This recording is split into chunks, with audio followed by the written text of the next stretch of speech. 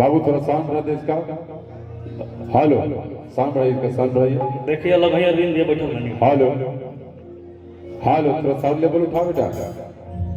Hello hello, ठीक, hello ठीक है, चलिए चलिए। बड़ी खुशी की बात बा कि हमनी के छोट बहन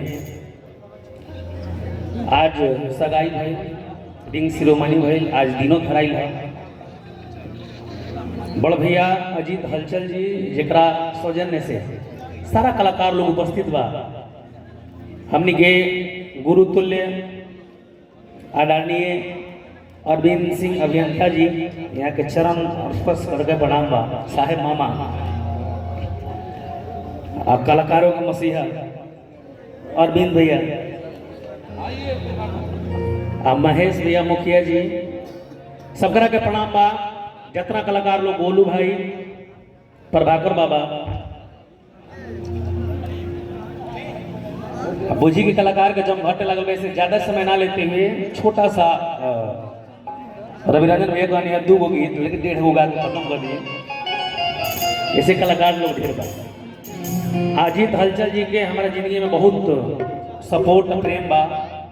कोनो रात के कोनो भी रात के फोन अगर यहाँ के कभी हमारा लगे चाहे हम कभी यहाँ लगे, वही रात के डिसीजन हो जाला कि कैसे क्या करेगा। चल बाबू विषय पर अब बहुत लोग कलाकार आइल बा। कोनो भी मांगलिक कार्यक्रम के शुरू करे से पहले गणपति गणेश जी की याद में जिला कार्यक्रम शुरू भए से खाली